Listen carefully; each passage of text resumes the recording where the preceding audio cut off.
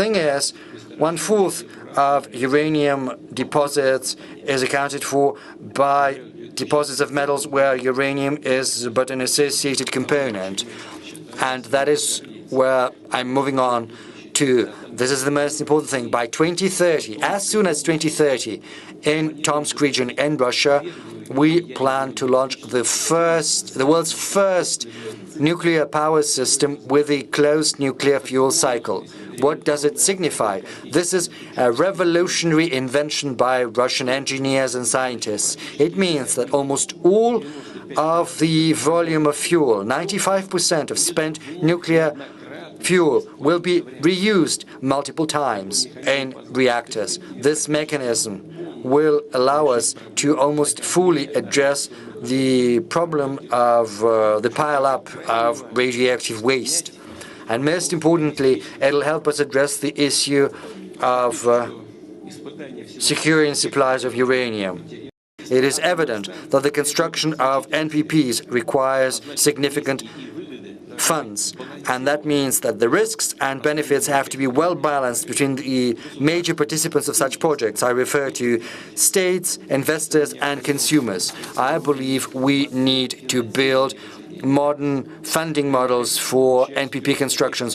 We need to engage international financial institutions as well as development banks in such projects. And I would like to add in that regard that at the beginning of this year, the NDB established by BRICS countries has reaffirmed its willingness to fund nuclear projects, and at the end of last year, at Russia's initiative, a new mechanism for coordinating BRICS countries was established, namely the BRICS Nuclear Energy Platform.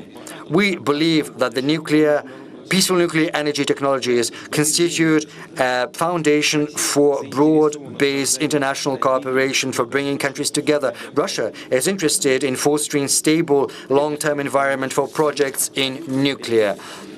Our country's absolute priority is ensuring nuclear security and safety for both nuclear installations and facilities, regardless of where they are located.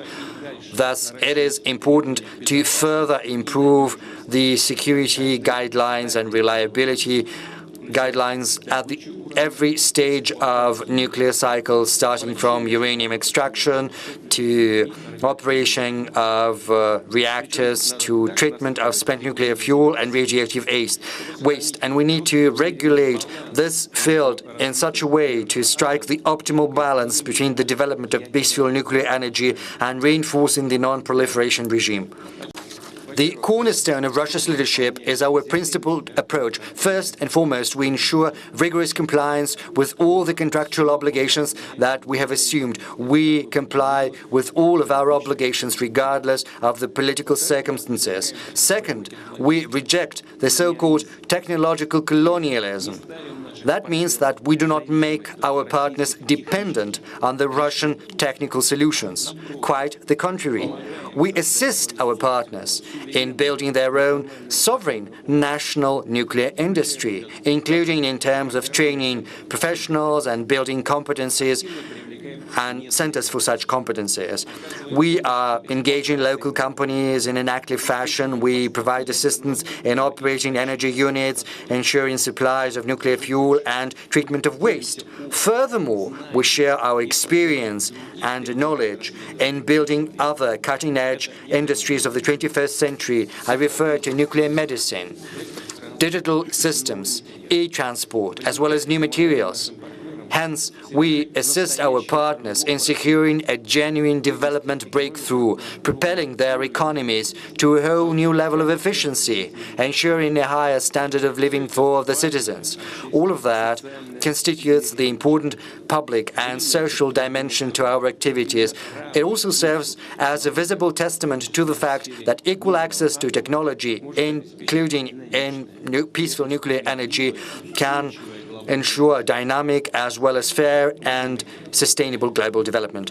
Development aspirations and the use of peaceful nuclear energy is something that we support And it gives me great pride to say that Russia is the only country in the world to possess competences along all the components of the technological chain in nuclear energy. And thanks to our security and safety as well as resilience to external influence, the Russian-designed NPPs enjoy the highest demand across the world. I will also add that we are also developing projects in small and modular reactors, both ground-based and floating NPPs. The head of Rosatom has just spoken about that, and very soon we will produce them on a commercial scale.